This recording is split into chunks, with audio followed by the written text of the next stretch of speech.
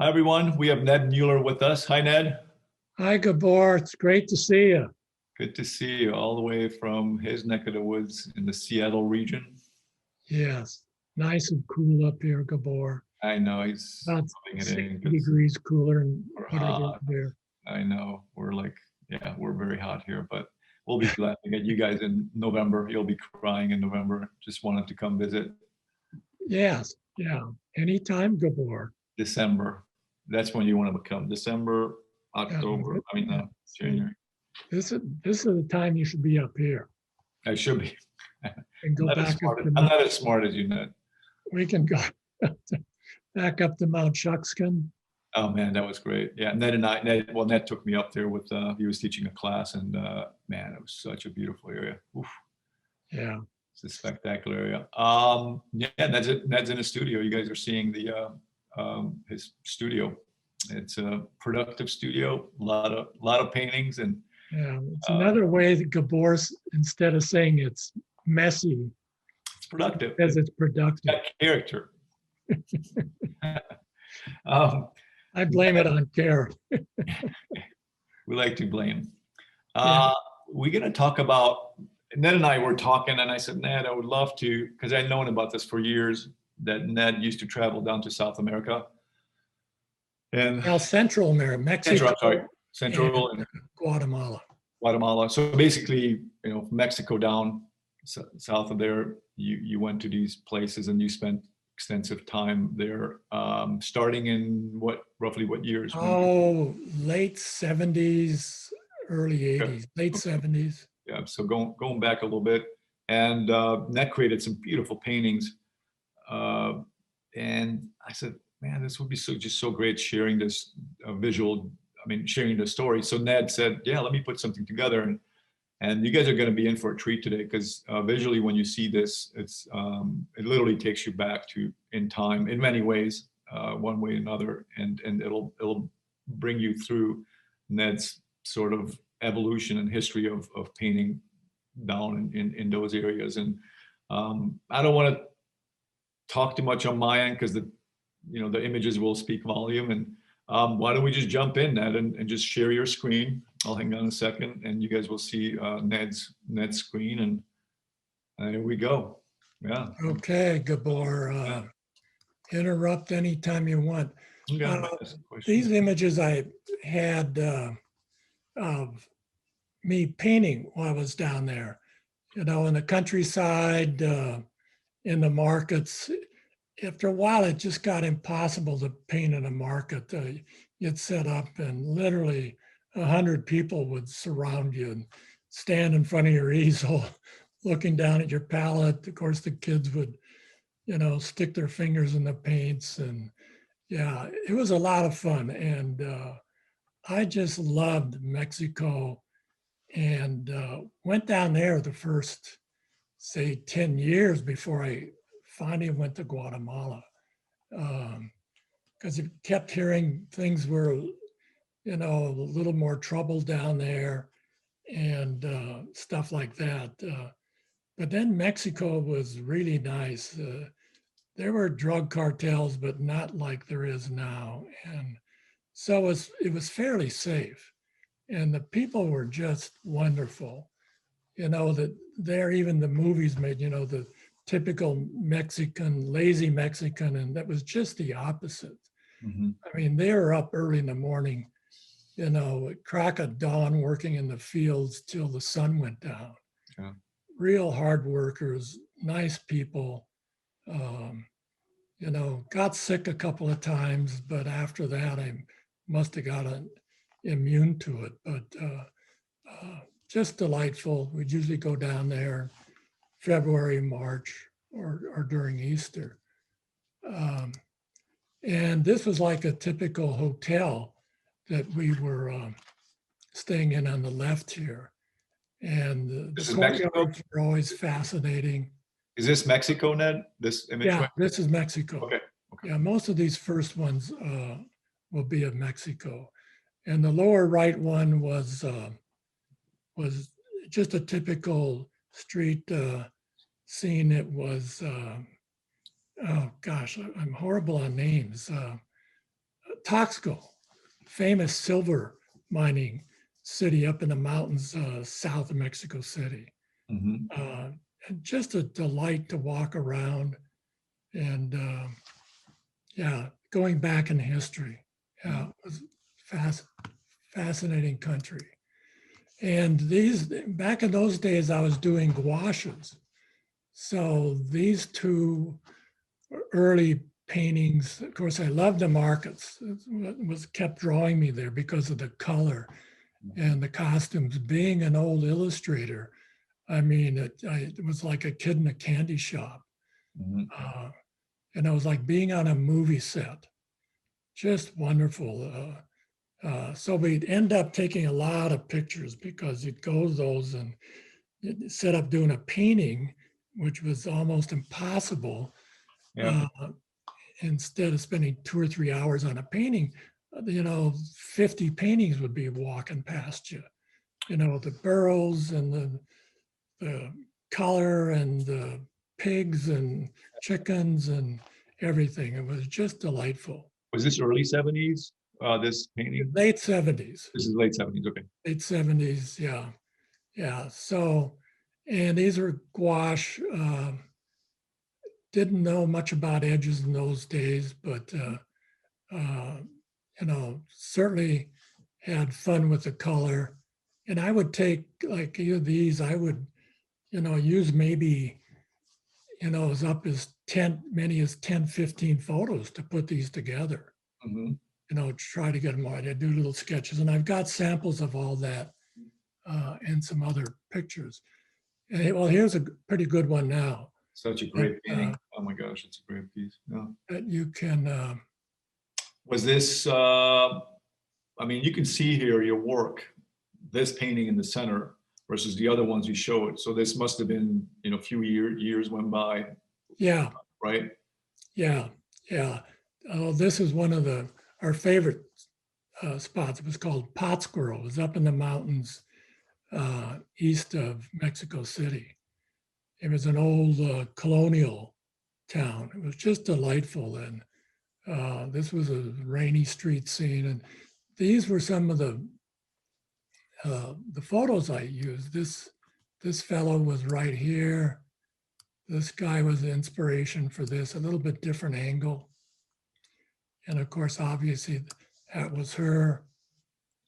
This one I used here, this guy back here, and this guy here, and obviously used this down here for the main.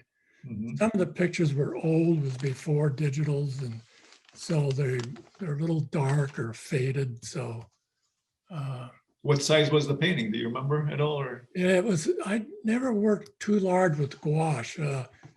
It was probably about a 9 by 12. okay, Yeah, that's amazing to have that much. Like, I mean, if someone's viewing this right now, they're thinking like I would think like a 30 by 40. yeah, You know, yeah. It there's so seemed to much have great that information. effect. Yeah. But yeah, and I think it's nice to be able to see the reference Hmm. and know how Oh, absolutely. to Yeah. see it. And some other ones I'll even have the value or color study. So, and this is typical countryside.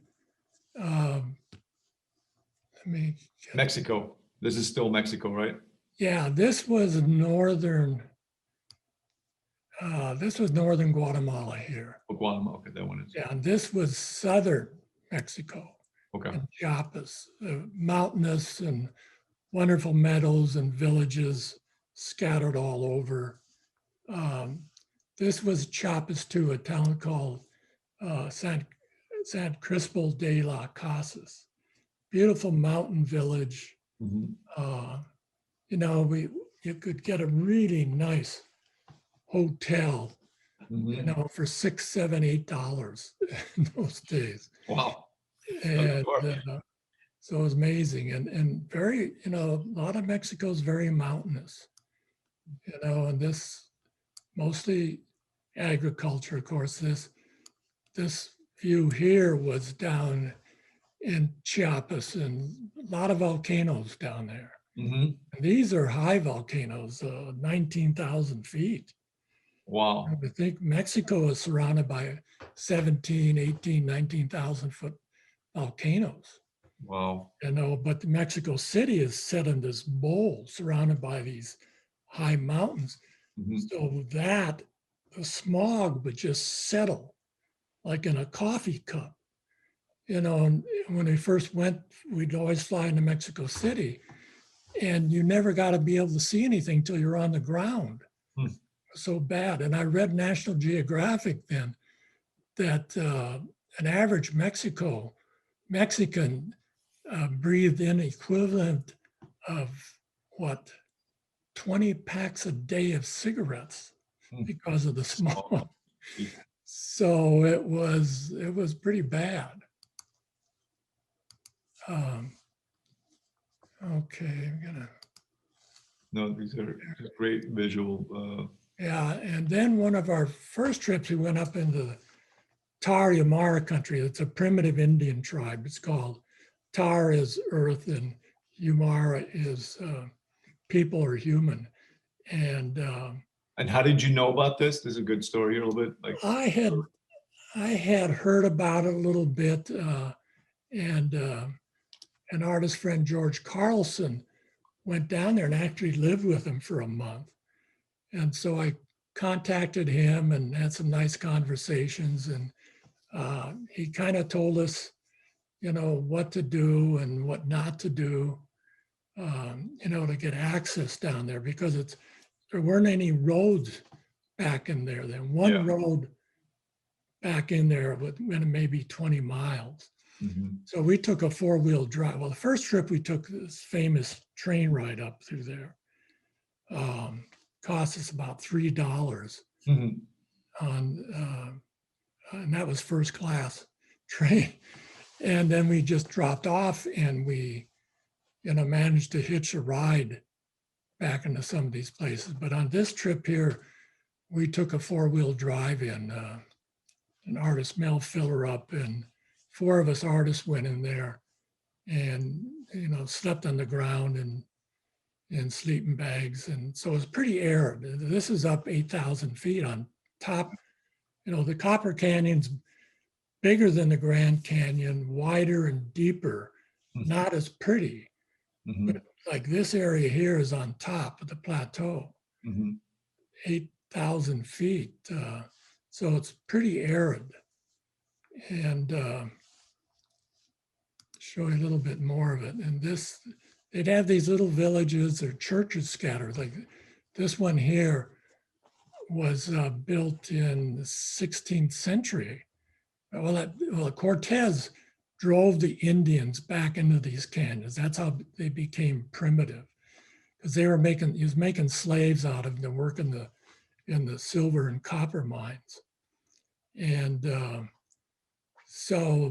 and we made friends with the Jesuits who were running clinics up there, health clinics, because 80% had an 80% mortality rate of kids under 5. So got to know a couple ladies are running a shop in Creel, one of the drop-offs places with the train stop. And and we were there at Easter when they celebrate.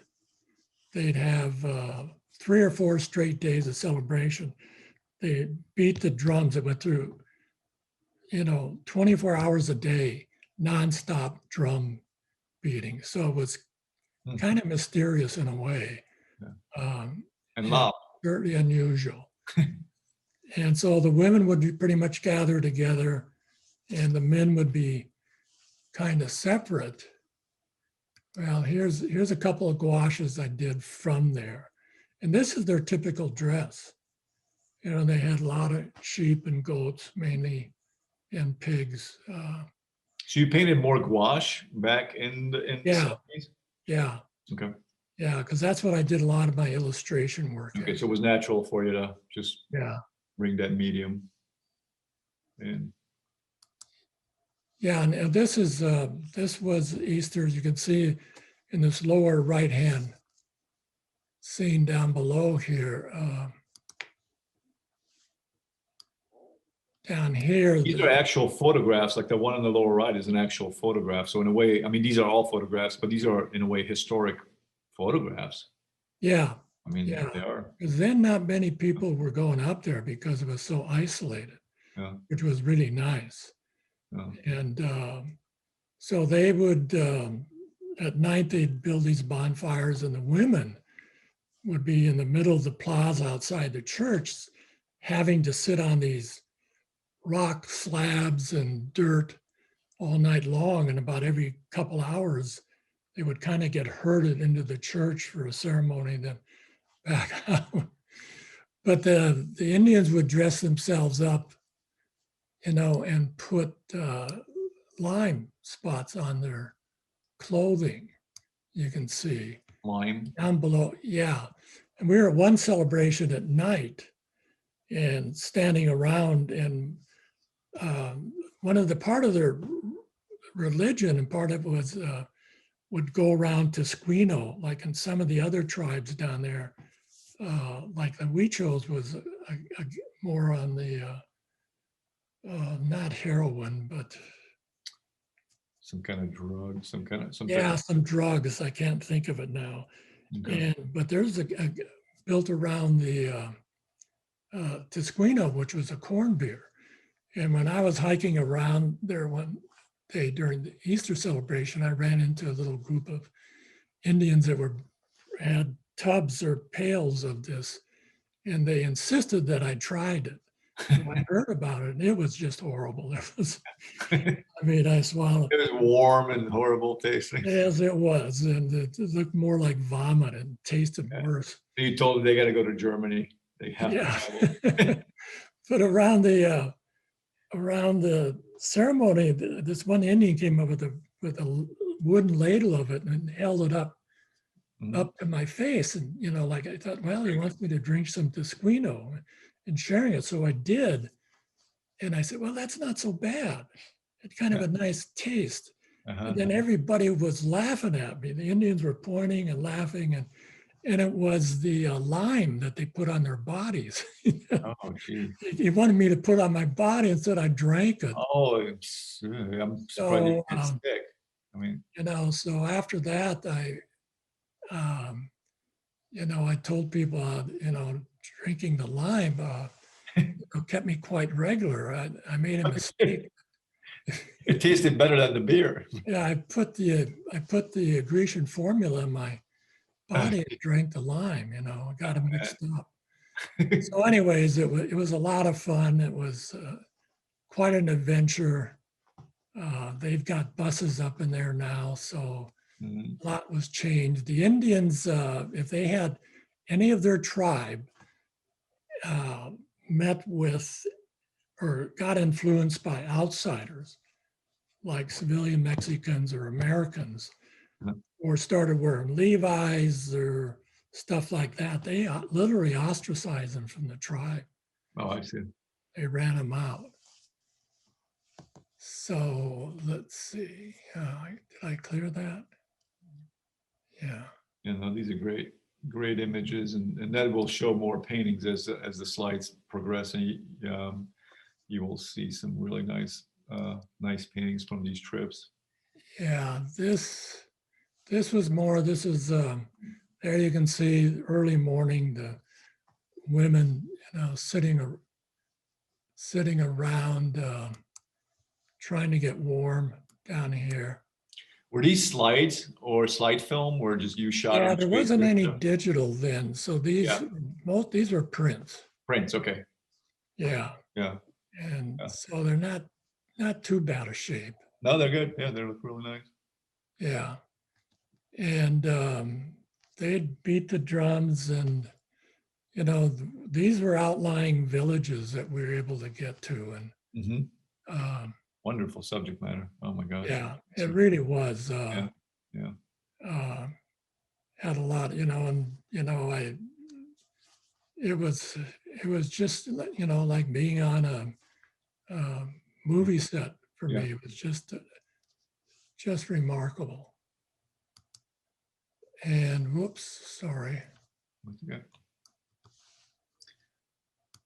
And this this was one of my better gouaches with the two reference photos. I see. Yeah. So I kind of put them together. I just have them laying around, and sometimes it takes me a while to figure out what to do. But no, it's a great painting. And this was this was gouache too. yeah, this was a gouache. Yeah. And this was also Tarahumara. All of these except the lower right one. This was in Mexico, but these top three were from near the railway station. They were there for the tourists that were going up there on the train. So they were making these baskets to be sold to the tourists. Yeah, the train trip itself was quite an experience. Just kind of the eighth wonder of the world. I bet. Ran from Las Mochas to Chihuahua, and you felt like Lewis and Clark. Yeah, a little more dangerous. Yeah, a little bit more. Yeah. You had food though. The trouble I've ever had in Mexico, and not so much Guatemala, but particularly Mexico, was when there was drinking going on, and after a while, you can sense. Yeah. You can almost feel that there's something wrong. Never experienced that. It was just your intuition. Yeah. Usually it was because of somebody was drunk and getting brave and, didn't like the ugly American. Not too much of that. It was just, even the Tarahumara was even a little spooky at times because they were drinking. And one Indian I remember was pretty loaded. It turned out to be the mayor's son. Typical story. But, and I would hand out cigarettes to the Indians just to make friends. And they loved that. And he came up to me and asked for a cigarette. So I gave him a couple, and then he insisted on more. And he was pretty drunk, and then started pushing me. And so I was trying to communicate, no more. Yeah. And then he pulled this knife on me, and I thought, oh Jesus. That's not good. And so I just walked away. Figure that's the smartest thing to do. And there's, I'm in their ownership. So it wasn't wise for me to, to get in any kind of a confrontation. Plus, he was drunk, and so I just walked away, and that was that. So that was probably the worst thing that happened. And I'm pretty sure he just wanted to scare me, which he did. Okay, and this was, you saw that countryside village. This lower one in the lower right. Let me see if I still have this. This one here was in a small village where they were kind of more like a little ranchette or something, but they were grinding corn. That was their big staple, maize. And and they, we would just be careful, wouldn't go up and, stick our cameras in their face, respectful. Yeah. And that's, I travel all over the world, and that's all that people want, just to be treated with a little respect. And these are more samples. I think when I first went down there, I was so excited and overwhelmed over everything, the markets, and of course, they're taking pictures of everything, 2 or 3 times. And then the more we went down there, you get used to it, then you're looking for certain things. or certain poses that people are in, they're doing something, and also, trying to use a telephoto lens or something to stand off to the side. So, so they're not looking like they're posing, Yeah, no. and then you get a better eye for looking for something interesting.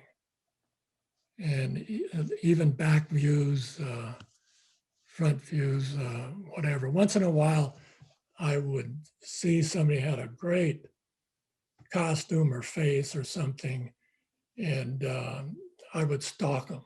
I don't know if I would follow them, and so I could catch up with them and ask them if I could take their picture. Yeah. And most of them are more than willing. And if they didn't, I just didn't take a picture. But and then I would take a series of 4 or 5 pictures and turn at different angles and Mhm. offer them money. And most of the time they wouldn't want to take it. You didn't want to insult them either. So it was Yeah. kind of a delicate Always, situation. yeah, it's always tough when you take pictures of people in public Yeah. places. Yeah. And okay, let's see. I guess I'm okay. Go. Yeah, here's more samples of people, characters in the market doing different things. These are images, sorry, but these are, so you have thousands of these photographs, right? I mean, you went down there, you collected imagery, and you brought them back into your studio, and then you kind of decided, okay, maybe this one will work, and or Yeah. combine this with that. And there Yeah. was no Photoshop back then, so you had to design it on paper, I right? guess there was. I wasn't sure. I mean, not the, I mean, it wasn't, I mean, Photoshop, I don't know exact, when Photoshop came in, but not as like what we have today. Well, see what in my training as an illustrator, Yeah, people would tell me when Photoshop came out, my artist friend told me, you don't need Photoshop, Ed, because it's all in your head. yeah. They taught all that about composition and putting photos together and spacing and all that stuff. So we were taught that because that's the only way you could do it. Mm-hmm. And in reverse, I would make up. I get a assignment to do an illustration for a book or a magazine. The art director would pick out a scene, and then I would make sketches ahead of time, and then I would go out and hire models Mm-hmm. or get costumes and pose them in these things. So it was reverse here. So here I've got all these photos. Yeah. So I had, some training in looking for something that could make a nice story. Yeah, yeah. I'm just trying to, if somebody's watching this, or even listening, could be the audio version of this, but so they understand what your process is or was or is with these images. Yeah, and I'll show samples Yeah. later. It's a question of editing. Yeah. Getting an eye looking for something interesting, because even these just in their own right could make a nice painting. Yeah. It's just, adding things, and I'll show that later. Here's an example, where I'd combined, 4 or 5 images into telling a story. Okay, so these are the paintings from those references. Yeah, and I'm gonna be showing, like, see, I have a photo reference of that, Mm-hmm. photo reference of that. Some of it I could make up, like a little bag like that, Yeah. and this stuff and these vases, stuff like that. I would take separate pictures of them, Mm-hmm. and just I would sit down and do a little value study Okay. to get it laid out, and I got samples of that. that I'm going to show later. Or, yeah, the way we're going will probably be into tomorrow. How are we doing on time? We're doing well. Yeah. Ned has about rough about. Okay. Yeah, here's, I take pictures of things like There you this, go. Yeah. and incorporate them. Here's a picture of, Yeah. Those are. here's a picture of those chickens. Yeah. Yeah, I can't go back on that. That's what I love about our talk here. If someone's again watching this, like if you go into a show where Ned, you might see an image, a painting from Ned. This is why I love about what we're doing here is that you get to see, the journey. So there's a lot more behind a painting than just a finished painting. Yeah, you find out, you go to the galleries, museums. Yeah. Now it's different because in workshops and online stuff, you Mhm. see these beautiful, beautiful paintings and compositions by all these artists. And even me, I saw them, well, they just painted those. You had no clue, Yeah. the studies, Yeah. and everything else. Yeah. You go back to the old illustrators like Norman Rockwell, he did full size charcoal drawings and Mhm. I've seen those. Beautiful. Beautiful. different pictures. You look at those old illustrators, they did individual drawings of the figures or, Yeah. animals or pots or pans, and incredible amount of work. Yeah. I got some images at the end of people that inspired me of this Padilla Diaz, Spanish artist that, this painting will just blow your mind. Yeah. He's got about 200 figures in the thing, and it's just beautifully put together. Hmm. Okay. Yeah. These are gouache. This one on the left, they used on the cover of Artist magazine Oh, well. from years ago, which was kind of nice. When did you kind of drift into oils? Um, And why did you drift into oils? well, I found gouache was a little limited because it was kind of hard edge. The Right. way I painted Yeah. it, it was already stiff. So I didn't know much about edges. So it's kind of combination. And Mhm. so I wanted to be able to do more because I kept seeing all these great paintings by all these other great artists, and they were all oils and they had wonderful feeling and sense, lost and found edges, and the quality of the color was a little bit better.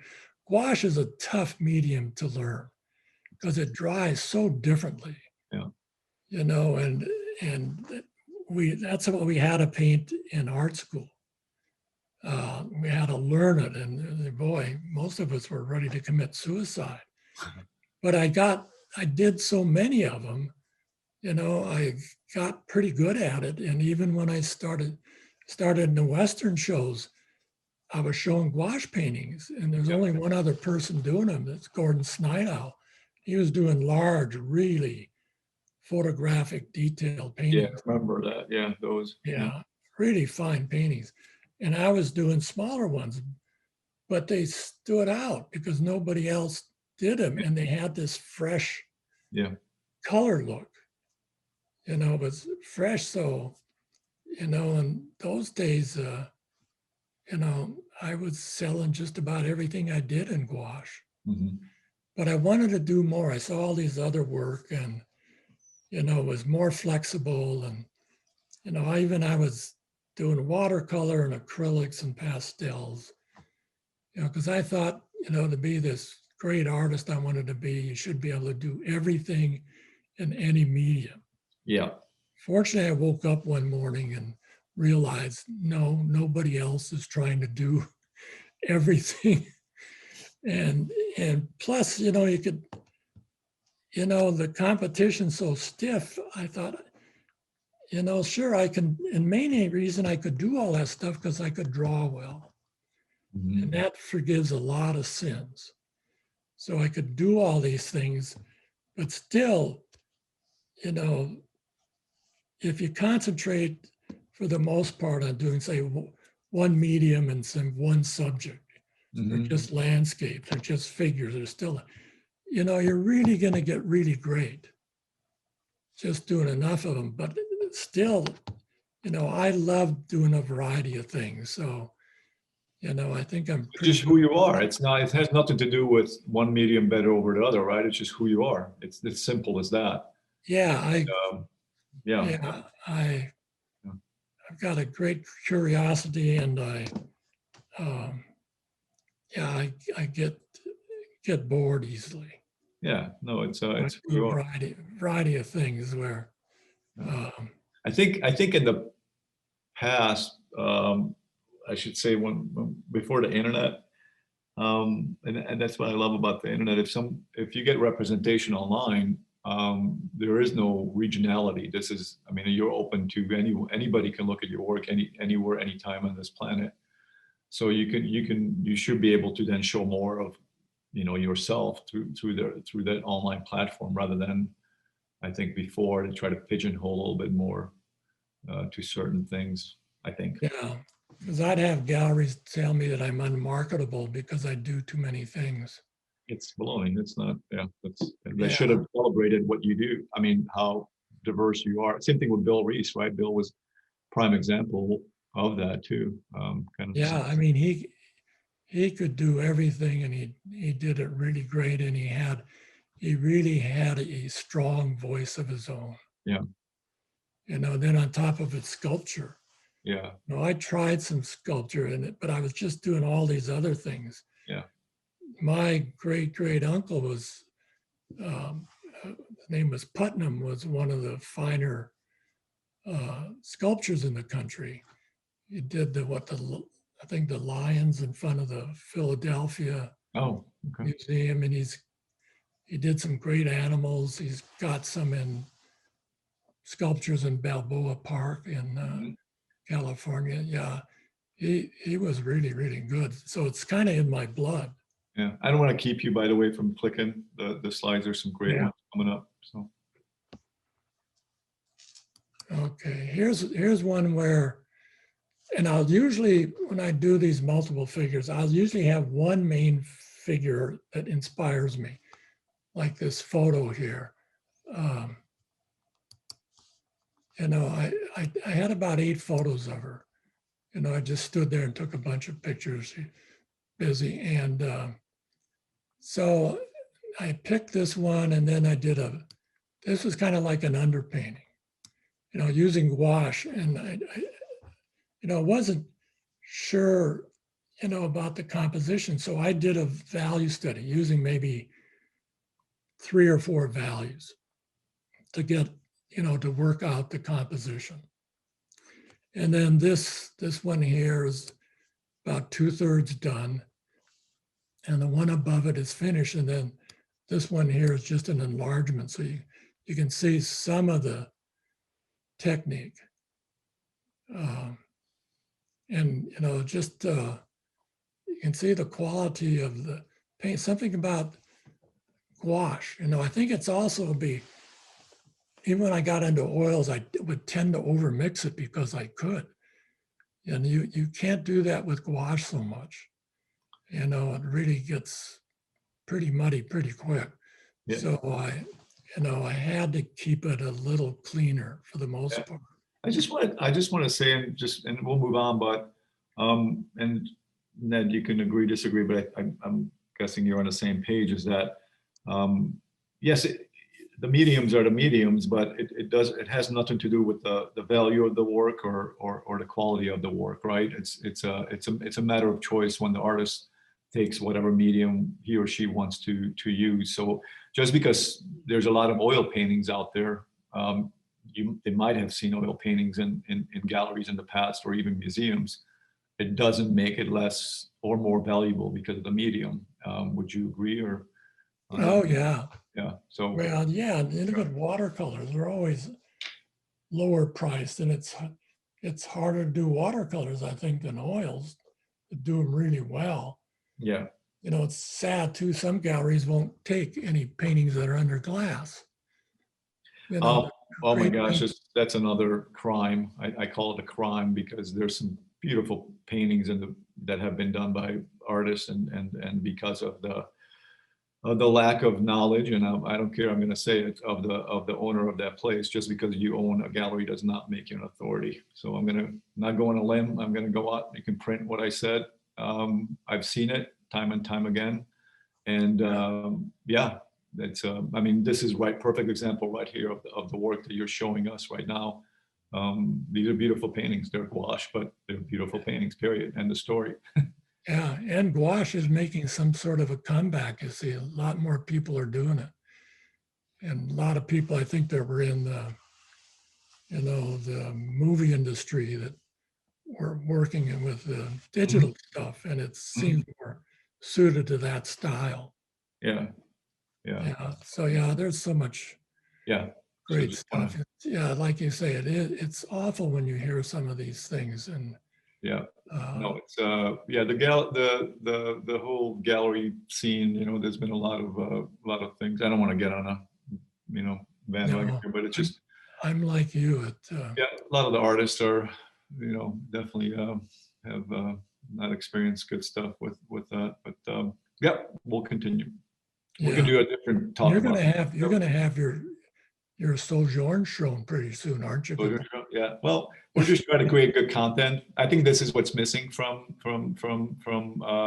representation is actually showing the collector that there's actually what's the story behind the artist too. I think collectors are interested in stories. They are interested in the process of. Some of them are painters. Some really good collectors paint too. So Yeah, yeah, so yeah, yeah. yeah, yeah, and yeah. I only got a few years left, Gabor. Is So that you? Okay, then we should yeah, we should hurry up. Uh, Hurry up with these slides then. I'm not one to mention it though. Okay. Hurry up with the slides, then if we got a few more years. Get back to the easel. Yeah. Okay. We're Here's wasting time. here's more of a water theme. It's lovely down there with the fishing villages. And early morning they go out at night in these small boats out at night with lanterns. Yeah. They go out at three in the morning, then come back at 7 or 8 in Yeah. the morning fishing. I'd never seen that before. So here they're just in these pictures on the three on the right. It's about seven in the morning. All the boats are starting to come in and then load the fish. The whole village goes down there to Yeah. buy it and get it. It's just a Yeah. wonderful. So this is good, not a question, but in a way more of a statement, but you were definitely capturing daily life. It wasn't a posed thing. These were not posted. This was daily life of people, right? Yeah, Versus a posed, there's artists out there that pose, scenes, not that there's anything wrong with that per se, but you just tend to gravitate towards more that adventure part of seeing their life, right? yeah. That I was lucky. I just love different cultures. Mm-hmm. Always have. I don't know where that comes from, but it's just Just you. curiosity. Yeah.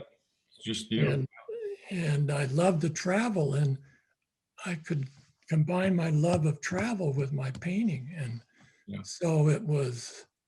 Yeah. Yeah, it was wonderful. I can't travel like I used to because of my injuries and stuff, but You have these great references. I mean, this is you still have probably hundreds and hundreds of references that you wanted to get to over the years. I bet. I mean, I've been to your studio. Yeah. thousands, Gabor, Thousands. I know because I lifted some of those boxes, Ned.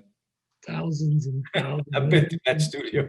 Yeah, I've got a gold mine, Yeah. in So, reference. Well, as an illustrator, we were told you were only good as your morgue. And a morgue was where you kept all your images that you would have to use in an illustration or an advertisement.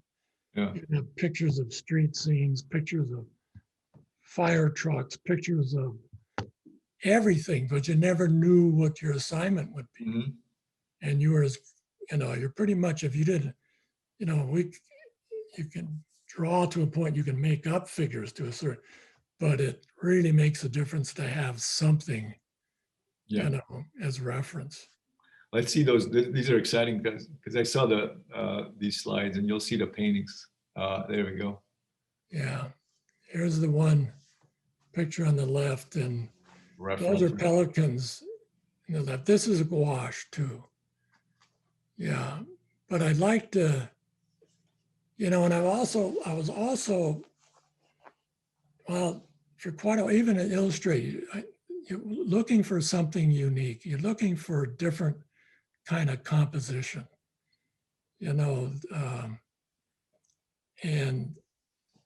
and trying to come up with something Mhm. fresh, Yeah. and that's been a big, but something unconventional, Yeah. having birds cropped off at the side, No, I like. having a lot Yeah. of quiet water, and stuff like that. Yeah. So, and then I think this was about when I was, yeah, no, okay, here's more boat pictures. Hmm. These are all gouache. One in the lower right was a little oil study, Hmm. Yeah. but kind of on the west coast of Mexico. Uh, so yeah, I was, yeah, and after a while you get a feel of where to go and when to go. Yeah. And I would research stuff I'd take books out of the library on Mexico or Guatemala or India or wherever I wanted to go, and Yeah. just go through and look at variety of pictures and say, wow, that looks pretty fascinating. Nowadays, it's you tap into the internet. It's so much easier to research. Yeah, Than yeah, it used to be. you just get a feel for it. Yeah. And now the one on the left was a gouache. It was from up near Pot Squirrel. There's a lake up there, and they would use they had these dugout canoes and these what they call butterfly nets for fishing. But when we were there the first time, the lake was so polluted. People were getting sick, so they had to shut it down. So they finally cleaned it up, and about 6, 7 years later, had gone back there. It was a lot nicer. Hmm. Um, I like how you simplify the nets. There's no reason to. I see artists putting like every little net in there. Like we know it's a net. you don't have to over-explain. Yeah, that's it. When I first started painting, I'd put every leaf in a tree and every Yeah. shingle on a, Yeah. yeah. It's natural. And I think collectors too, sometimes they tend to buy tighter paintings when they're sort of new in their journey of collecting paintings. And I think I think I've seen this with collectors, their collection gets looser as the years go by, similar with the artists. Yeah. Yeah. And like on the one on the right, I probably used 10 different photos, Mm-hmm. put it together. Well, that's a great piece. Yeah, I love the light. Yeah. And it's like a 9 by. A lot of these smart ones were just started out as being studies, but I enjoyed them so much I would, carry them to a little more of a finish. Mm-hmm. Oh, they work. Yeah, they're beautiful. So it wasn't unusual.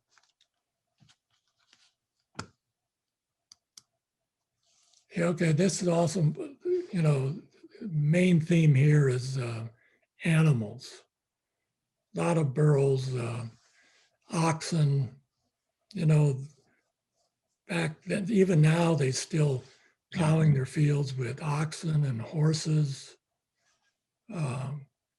We, drive around the countryside and you see somebody out there working in the fields or ox carts coming down the road, and it was just fun doing that, just driving around. Uh, it was just fascinating. Just wonderful things to paint. The one in the lower left was just a little village, near a little village, family just off the side of the road, having a picnic. Mm-hmm.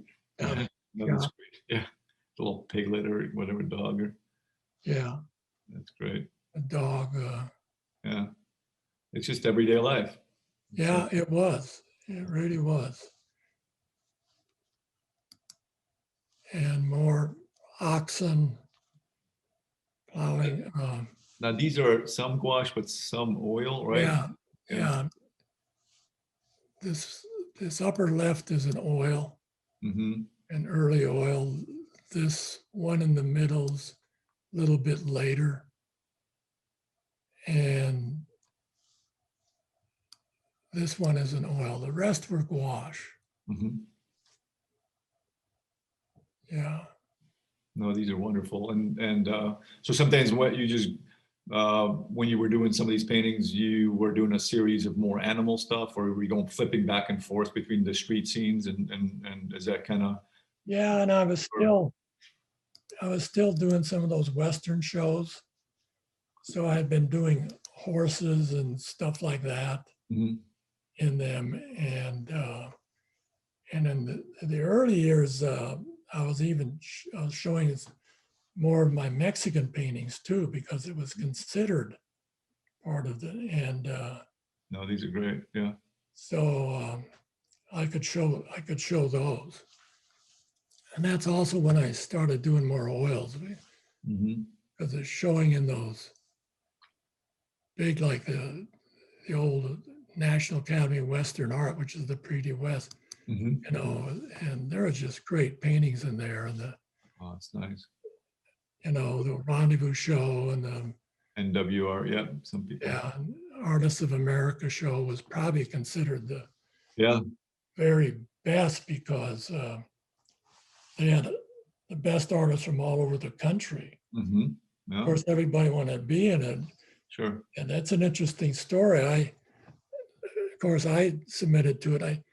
15 years I submitted to it, because they would change judges. This is what show is this? I did the Artists of America show in Denver. Yeah, Artists of America show. It's not around anymore, but you can still find some catalogs online.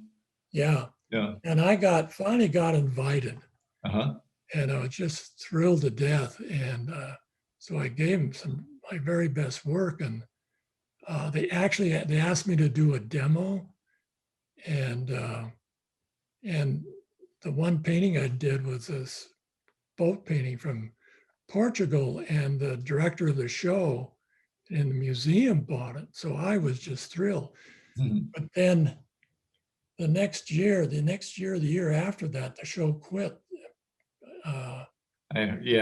Apparently they just weren't selling enough to make it profitable. It had the best art in the country. I know. I have a catalog. I have a few catalogs from those years. Years ago, I picked it up and I asked some artists, "What is this show?" And they said, "Well, it's not around." This was in 20 years, or maybe, yeah. Yeah. Okay. This piece here was from southern Mexico, a place called Wichita, way down at the bottom of Mexico, thins out and turns. Mm-hmm. And it was the only place in Mexico that was matriarchal. Mm-hmm. It was run by women. There was some historical story behind it. It's too long to talk about, but women wore these beautiful long dresses. They're very graceful. And we kind of got stranded there by accident. Our VW broke down. We had to stay there overnight, and because of it, and it was let's see, I was with. Were you with Ken Backus? Huh? Were you with Backus, Ken, on that one? Not on that trip. No, I was with Paul Mullally. Paul Mullally, yeah. Yeah, And so we stayed in the hotel. It was really hot and humid down there, and just didn't even have a fan. Mm-hmm. And in the morning, we're going to try to find somebody to fix the car, but uh, but a bunch of the locals were standing around there, and found out that our car was broken down, and we lifted the bonnet, and they tinkered around there and got the darn thing started. I mean, we found out all over Mexico, people would just gather around and give you a hand. That's great. And what size is this painting? This was a little bit larger. I think this was like an 18 by 24. Okay. Oil? Yeah. Was this? This Yeah, is oil, right? this is an oil. You can see there's Yeah. just a better quality of color and edges. Mm-hmm. Yeah. Well, Yeah. plus you were maturing as an artist too, on the top of that. Yeah, yeah. Our collectors think that artists just, they're like, oh, right off the bat, they create these beautiful paintings, and it's not so. It takes time. I mean, there's exceptions. There are certain artists definitely that mature faster, but for the most part, it takes time. Yeah, yeah. Gibson, when I was in art school, the best artist there would just take classes, and it was the Harvard of the art schools. They would just take the classes they needed and they left. They didn't wait to graduate. Yeah. They knew what they wanted, and they were so bloody good, and they'd go out in the world. Yeah. I love this image of how this is one of your strengths, is combining imagery together. Obviously, there's no mountain behind the photographic image on the right, and to put it in. If I would have just seen the image itself, the painting on the left, I should say, works for me. It's a beautiful painting. Yeah, I pretty much made all that background and rocks and stuff up. No, it looks great. Yeah. Yeah. Yeah, so I could put it where I wanted. Mm-hmm. Yeah, and plus having a great photo like that. Yeah. Just drive around looking for that stuff. These were both in Guatemala, and you can see it's color. It's probably almost too colorful, too busy with the costumes, the dresses. So first, I really couldn't figure out how to handle all that because it was really distracting. Mm-hmm. So I just sooner, got to just simplify things more, to work it out. But even just as like the one, just as a photograph, it's, and because you're out there taking pictures, and sometimes, the photograph is so nice, you don't, it doesn't even do it justice to make a painting out of it. Photograph just, for its own sake. Yeah. Okay, this is the, probably, one, oh gosh, probably done in the late 90s, mm-hmm. early 2000. But the reference photo over here on the left. So you can see it's, the photo itself is just full of material.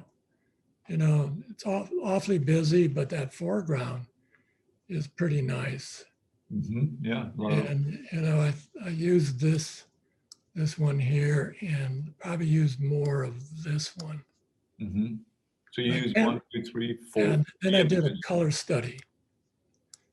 And you can see that I like the color study better because it's fresher. Mm-hmm. And a large one, it's a little stiffened up a little bit. Yeah, and just I put in too much. Yeah. Yeah, I got too much going on. Yeah.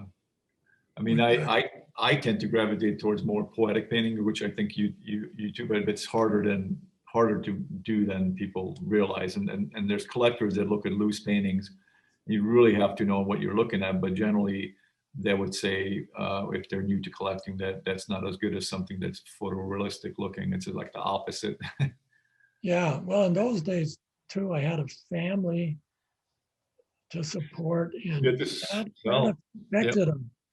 You know, that would affect how I painted, sure. which was interesting.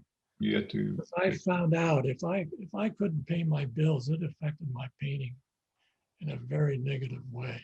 yeah, if you can't pay your bills, that's a problem. Yeah. So yeah, that's Yeah, I mean, each artist, when you look at, let's say 50 years of body of work or something like that, you'll see I don't care who it is, there's a transition time, there's a shift.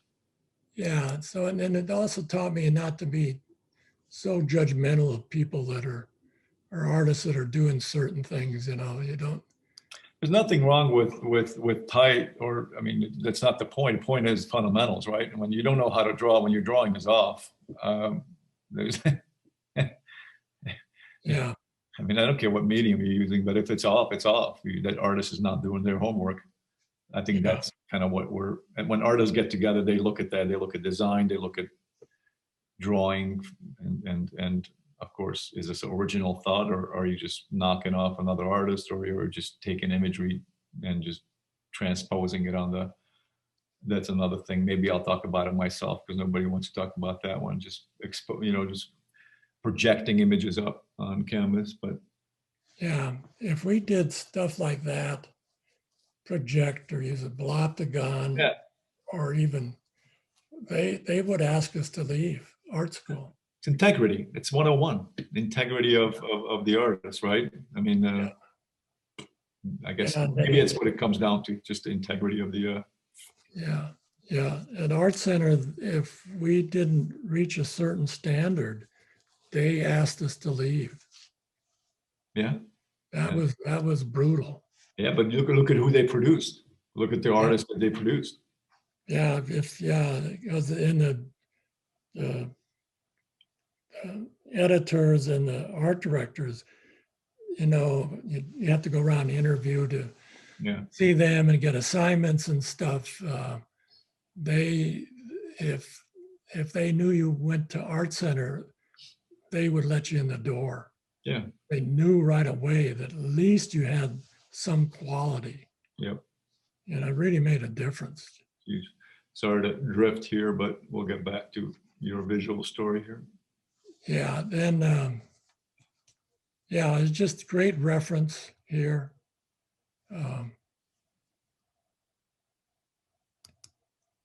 Same here. This was one on the lower left was this one here was a color study. One's on over here. These were two oil paintings. One in the lower right was more of a color study. This one up here was more of a finished. Mm-hmm. No, these are beautiful. But there again, and this study is so much more fresher. I think the finished painting on that one seems. I mean, you have some good looseness on the finished one in the center. Yeah, Yeah. yeah.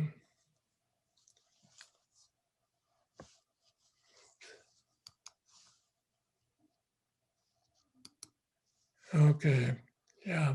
This was a big mark. This was about a 24 by 36 Mm-hmm. oil on the left here, and the one on the right was a pastel study. Mm. Yeah, you also do pastels, which Yeah, beautiful. I was doing some then. What years was this? You think the left, the image on the left? Oh gosh, the 90. oil was probably mid 90s, late 90s, Okay. mid 90s. Same with the pastel. Mm-hmm. Yeah, this the reference and started, just this was an oil sandwich, just too much color. And it was Guatemala. There's a lot going on down there, and I'd like to redo it. I just may redo it, Mm-hmm. but I want to show an example of, this, the good, the bad, and the ugly. Yeah, I mean, it's still a nice painting, and Yeah. artist, you look at it differently as the creator of it than somebody that's on the other side of it. Yeah, and then this one, there was a little color study, a little value study in the lower left, color study in the middle, and the main reference. Mm-hmm. I had this other picture. I decided to bring her out, throw like there was a shadow cast over that platform, Mm-hmm. and just to put a couple figures back there. I would do these. The thing is that these studies, it's hard to get people to do value studies, Mm-hmm. but they're so important, Yeah. particularly if you're putting figures or changing things in landscapes.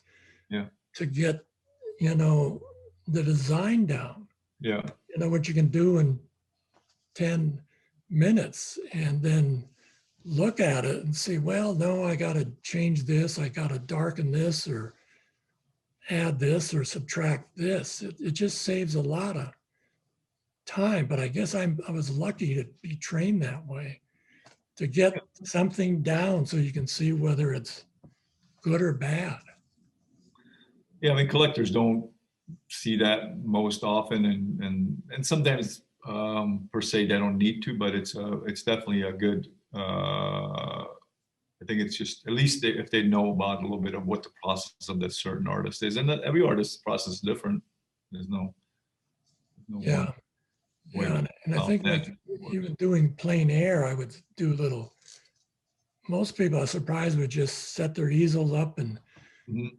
start painting, but I usually do a little, just at least a small black and white, just to get some idea. And Yeah, and now that I'm older, I will sit down and I'll do 20, 25 value studies, yeah, and then pick out the best 10 of those and maybe do color studies. But I really cut down a lot of clunkers that way. yeah. No, it's Save a lot of time. especially with figurative work, when you get into these more complex, multi-figure things. I mean, you're going to be spending time on it. You better know what, if it's going to work or not. Yeah, and the only thing is that after doing a value study and color study, you've played the game twice, and Yeah, so often I'll just go ahead and finish the color study up, and yeah. uh, I Is can't do real is big. this Mexico still? Are these Mexico? Yeah, this is Mexico. Okay. Yeah, Okay. and yeah, there again, I could have employed more edges in some of those vases in the front. But it's a good example right here of simplification. There's so many bases. So what do? You're going to put every single one? No, no. Ned decided to simplify. Yeah. Yeah, and just added that figure over on the right, really made a difference. Mm-hmm. It's kind of But it was hidden. kind of an easy solution. There's so much busyness in those markets. I, would just put something dark and Mm-hmm. indicate some figures in it. It was just almost like doing a portrait, but it was a figure. Yeah. And it Definitely kind of told a story. exactly. Now the one on the left is a gouache. Using 4 or 5 figures. It's almost that it was just another example of the one I showed earlier, but a different composition. And the one on the right was an oil, Mm-hmm. and that was from Guatemala. Great pieces. Yeah. Yeah, and I had that great photo reference of those two figures in the front, and then I would teach one of my workshops. I'd let people, because so many people take so many bad photos, I would let them use my photos. And Mm-hmm. once in a while, somebody would run off with some of these. So I lost some good. Oh yeah. You get those. What I like about your figurative work is that you you can give the character of the face. I see certain fine artists, they have a sort of almost a formulaic look. They all the figures look the same. Red nose, they're same, everything. I'm like, there's no way that that's why you look at Sargent's paintings or Sorolla's. I mean, those figures they have their own character. Every single one of them are different people.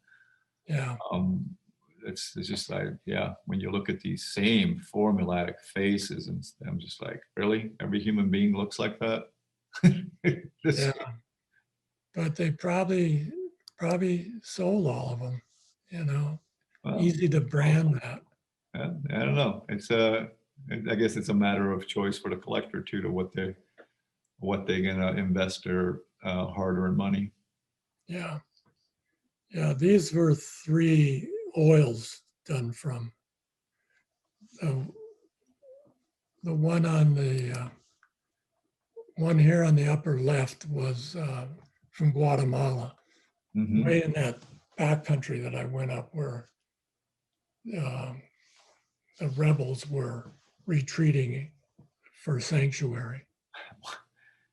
And the one on the right was kind of in the same area. Pretty rugged country. Yeah, it really was. That's what they went there, yeah. Probably. Yeah. Yeah, I got it. It's probably too long a story. I better not. No, we'll get into it. We'll do another call on that one. Yeah. Ned's Yeah. got a good one. Yeah. Oh, I almost got thrown in jail. Well, I actually did go to jail, but Whoa. Okay. That's a whole other call. There you go. That's gonna be our next story. I would. Don't tell it, because then we'll share another story. Yeah. All right. Yeah. What did I do wrong? And I think you clicked right. Yep. That's good. Beautiful Okay, portrait. I guess I'm okay. Yeah. Okay. Anyways, yeah. So I did portraits too, all along. The one in the upper left, that looks like someplace from the Middle East, but it was from Mexico. Huh. The lower left was a pastel, and all 3 of those were pastels. Beautiful. Yeah. Yeah, and the one in the upper right there actually looks like a guy, but it was a woman. Oh, really? Okay. It does have Yeah. that. The lower right was Mexican fellow that I got to pose for me, and so I got some good. That's really nice. Yeah. Work. And the I like the one in the middle. I thought it was one of my better pastels for when I was going down Great there. character of the face, again, right there. It's not formulaic. It's just giving the character of the human, of that particular person back. That's what I'm seeing. They're all different. All these 4 or 5 pieces are different. There's no formula. Yeah, different mediums, and I like the different lighting. I love the use of two lights. Mm-hmm. And yeah, these were the 2 larger ones are oils, and the middle one were gouache. These are wonderful. Yeah, beautiful characters of the faces. And and that's the one on the right was probably one of the finally got something that looked like a decent hand. that was a good hand. That's how you know a good artist, is by their hand. Yeah, well, there's still there. It's the key is to keep starting it simple. Yeah, shapes. Shapes. You get the shape right and proportions. That's half the battle. Yeah. And here's a couple drawings. One on the left is compressed charcoal. I think it was on a Canson sheet, and the one on the right was Conti on bond paper or something. I can't remember. Is it still Mexico, the figures? The one on the left is Mexico. The one on the right is Guatemala. Okay. You can kind of tell by the flowers and the stripes on it. Yeah. Yeah. And the important thing is the reference. You know, look how interesting that reference is. You know, or even the fact that it's a back view. Yeah. It doesn't always have to be a front view, you know. Yeah. Um, it might be a little harder to sell, you know, but Well, you yeah, everybody, yeah, I feel there's a painting for, finds its partner somewhere. yeah, yeah. And this was originally one of the studies. The studies, you can see the Mhm. was down here. All the reference was around it, and then I did the color study because it was so complex. But I just finished it off, so it was more of a finished painting. No, it looks, yeah, I mean, talk about complexity in the photo images, and you needed to simplify that. That's not an easy task. Yeah, yeah, it's something like that. You know, once in a while you'll find a photo that pretty much paints itself, but you know, Yeah. these markets are so busy, particularly all that stuff going in the background. You Mhm. know, the eye needs some relief. Yeah, exactly. Yeah. So yeah, this was in Chiapas, San Cristobal. That's a great painting. Yeah, a little village called Chichicastenango. They're the That's a greatest name. names. Mouthful. Yeah, way in Tenango. You know, all these wonderful names. But Yeah, I mean, great references. A flower market every Saturday morning. So yeah, that's beautiful. Yeah. yeah, and this was often a lot of people's favorite paintings from I that love I it. did. So and I and I first did this. I had the street scene in the upper left, and I just loved it. You know, it was in Pottsboro, a colonial town in the mountains we go to, and then I did a value study. You know, figured I wanted to get figures in there, and I wasn't happy with it, and put it aside. And you know, I kept looking at it, and you know, maybe 5 or 6 years later, I had time to think about it and look at other pictures that I finally thought I could figure it out. And so I did. And I couldn't find the value study I did for it. But these were some of the reference photos that I used. Great These, painting. Yeah. What size was this painting? that was 18 by 24. Okay. And I've got 2 or 3 awards on it. Where was this shown? Do you remember? Yeah, first one I was at the Rendezvous show, Okay. probably late 90s, Okay. you know, and I'd been doing oil for a while, but yeah, it kind of It's good. fell together. Beautiful. Beautiful.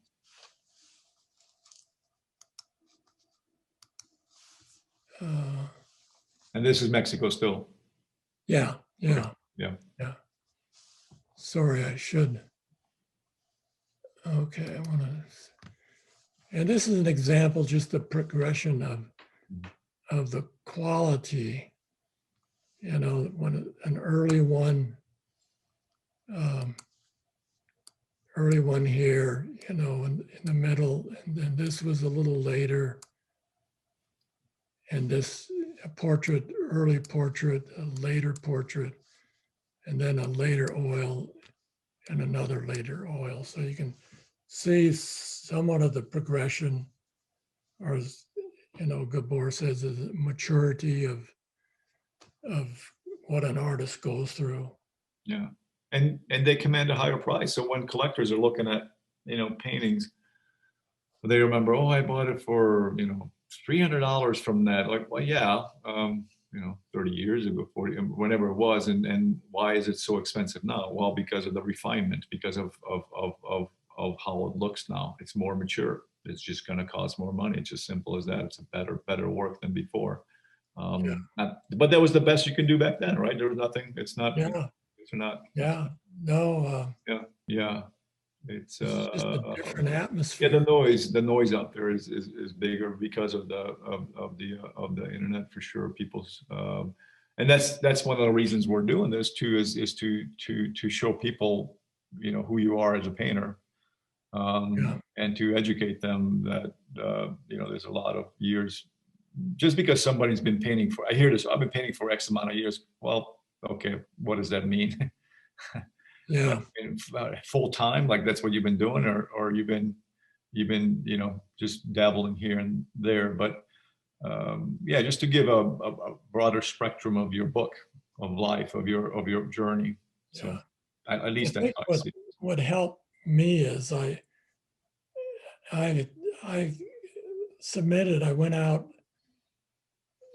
out and submitted and tried to get in some of the better shows, Yeah, the national shows. And yeah, I'd get rejected, like I told you about the artisan. yeah. 15 years of Long rejection, time. I probably, you know, would certainly get depressed and discouraged, but then Yeah, I just kept trying.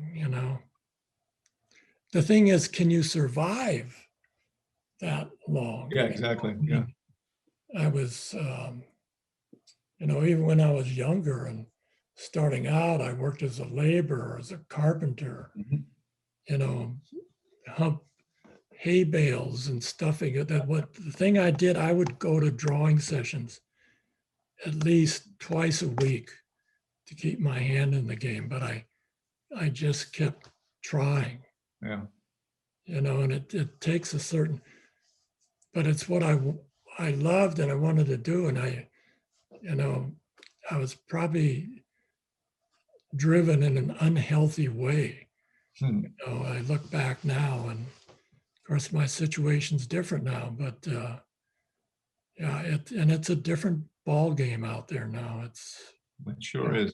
Yeah, when you started out being a fine artist in the 70s versus now, yeah, it's different. But the fundamentals for the job of an artist doesn't change. It's still the same. It doesn't, market conditions might change, but the fundamentals don't change. And I believe the true artists stick to their guns and paint Yeah, what they love to paint. it's kind of it chooses us in a way. Mhm. Yeah, Yeah, yeah, it's either art or sports for me. And I was a fair athlete, but I wasn't a great athlete. Can you show those paintings that inspired you? Some of the artists there, Yeah, yeah, because I think it's good to see what inspired Ned. I think they were last 3, 4 slides. okay. Let me just show you Oh, that's right. Yeah, some of my quick favorite ones. I'm at the end. yeah, these are great.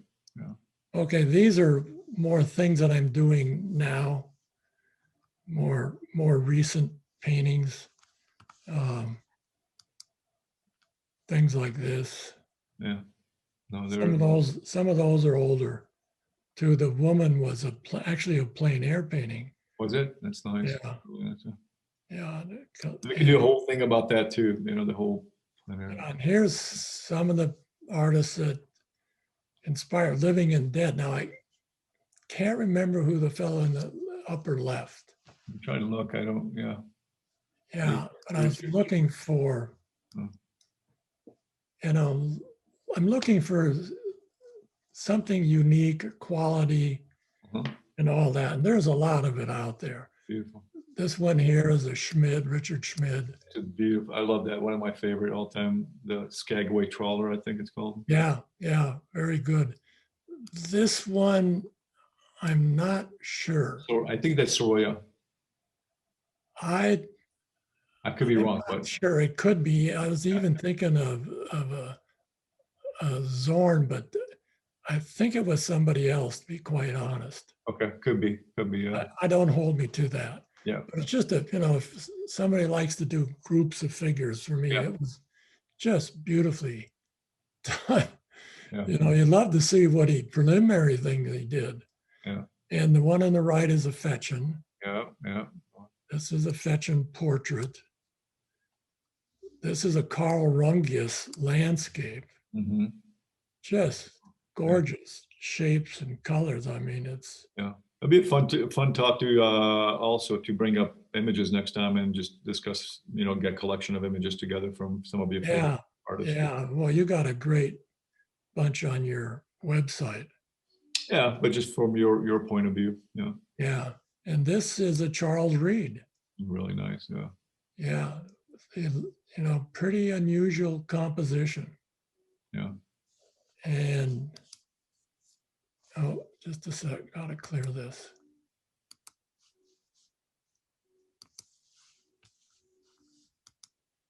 And this one here is a James Reynolds, Mm.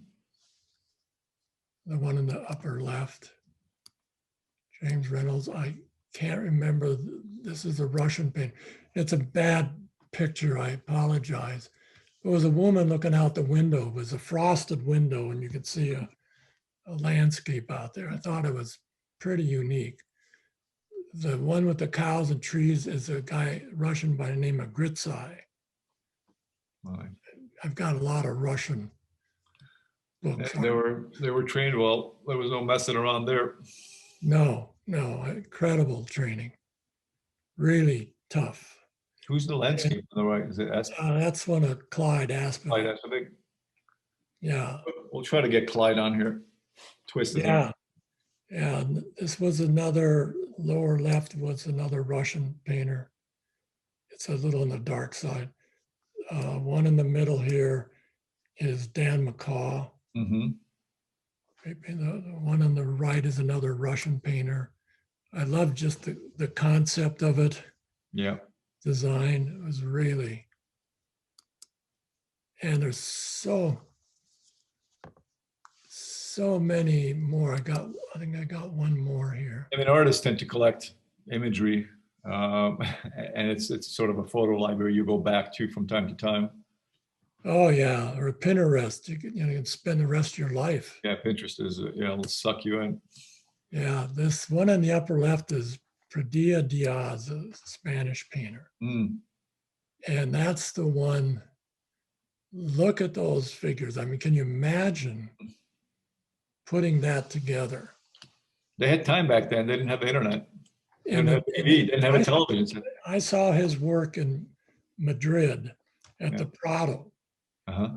In the Prado Annex. For those of you that ever go to the Prado, most people don't know there's a Prado Annex.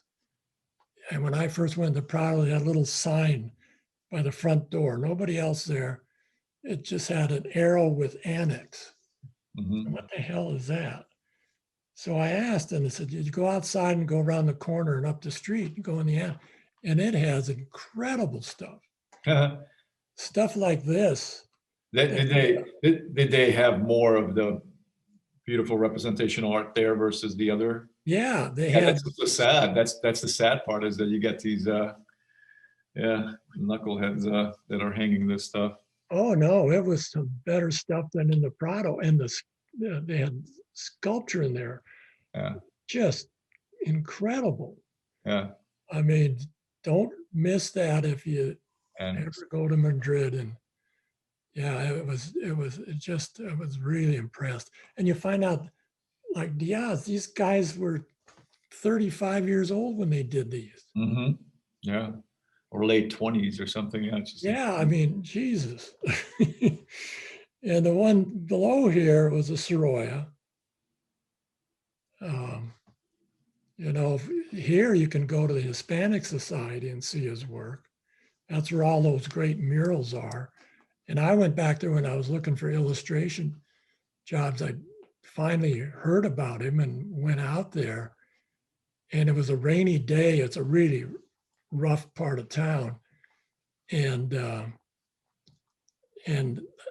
was hardly anybody there, but the main librarian was there. I said, I've come to see some Sorolla. She said, well, I'll take you down in the vaults and show you all that stuff. Because I'd come out there all the way from San Francisco, and she was impressed by that. So Wow. that was and this painting was downstairs in the vaults. Wow. That's And the one on the right is I have a print on it on my wall, was one of my favorite Soroyas. Two women, out in a beach area. mhm. And these two in the middle was by a great British painter, David Curtis. He's got 4 or 5 art books out, but just a beautiful Yeah, beautiful. It's so good. concept. Great plein air artist, and he treats his studio work, tries to keep the freshness, that quality, whatever he can do to keep his studio paintings so they don't look like studio paintings. No, they're beautiful. We wanted to, Ned added these at the end, excuse me, to show you his inspirations. So that's why we wanted to do it, throw this at the end here. Yeah, yeah, Sorry, I got this cough here. yeah. Hmm. So yeah, I can't think of anything else to. No, that was great. Ned, I want to thank you. You brought us through a visual journey of South America and Central America and Mexico and so forth. And I think it's just important for us to know more about you, about what makes you tick. So, Well, thanks, Gabor. It's an honor to be part of your stable. I mean, you really have some great painters there, and the quality and your philosophy and your integrity is admirable. It's thank you. The art world needs more of it. Well, thank you, but it's nothing without artists such as you, because you're only good as the artist that you represent and show. I mean, there's a lot of artists out there. It's a big world, right? We can't show everything. We can't. I mean, there's no way to show everything. But we're just hoping through the internet, this medium of video, that some collectors will get a more interest in certain subject matters, and also they might ask you, like, Ned, do you have any of? Where's that painting? Where's that at? Can you paint one of those? Because we love that imagery, not per se as an illustration. I'm just saying as that. So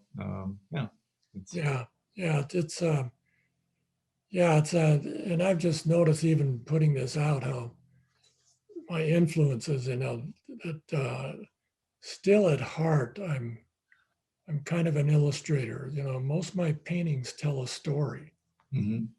I try to evoke a feeling and mood, and it's a kind of a combination of it. And now in my advanced ages, I'm painting a little bit more what I feel and just what I love. I kind of always painted what I've loved, actually, that's what we should be painting. And it's kind of a story of our lives in a way when you look at it. Absolutely, yeah, it is. It is a journey of how you see things, and that's the whole concept with it's not a concept. We have a new medium with the internet. I don't know who's watching it when they're watching it, but right now, 2021 right now, and it's been around. Video has been around. It's nothing new. I mean, this video call thing, it's not new. It's been around for like probably 10 years. And I just haven't seen institutions or galleries use it. I wish, so that's sort of, in a way, I was talking with Len Schmiel or was it Tim Lawson? In a way, I'm just stealing you guys for an hour, to me. Yeah. Yeah. That's why I enjoy doing this, and I'm hoping that, of course, others will benefit from this too. But yeah.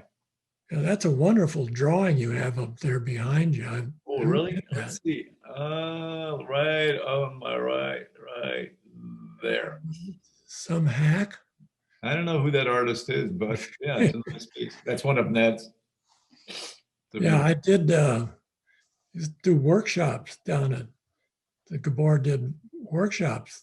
Yeah, in Tucson, we had a workshop facility. So Ned, you did like two of them, two or three. Yeah, I think so. Yeah, Yeah, it and was great.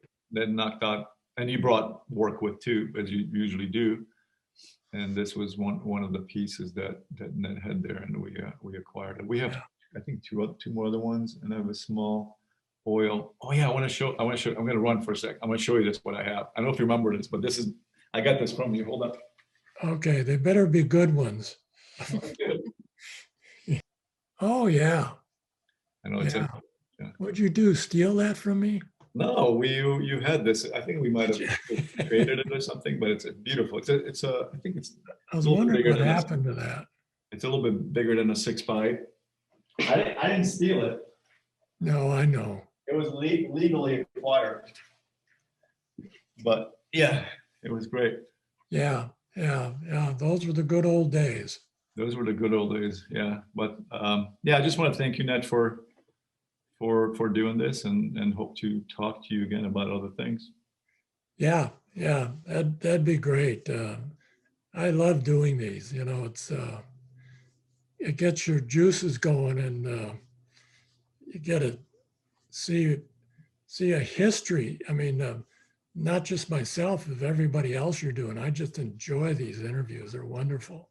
Yeah, generally I talk to artists that have, quite a few years under their belt, and there's some great young artists out there too that I'll probably maybe be talking to also. But definitely when you painted for X amount of years, there tend to be stories behind, stories. Yeah, yeah, yeah. It's a nice historical collection you got. Thank you, thank Yeah. you. Well, you take care out in well, it's right now sunny country there, but It's winter will come, Ned. cool here. Yes, Gabor. right It's now about, it's cool. it's about 66 degrees. Thank you. That's not even our low.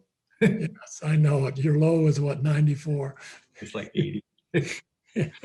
We're sad people A here. good time to come up and visit us. That's right. Yeah. Same You know here. what I want to do is I want to do your portrait. You don't want to do my portrait? You did Yeah. that once. You did Christine's too a while back. We still Did I have that. really? Yeah. Uh-huh. Yeah. You did hers. Did they come out decently? Yeah, I think so. Yeah. She has it in there. We're gonna so since we moved to the house, I'm gonna Yeah. try to I hang could stuff. probably do a better job.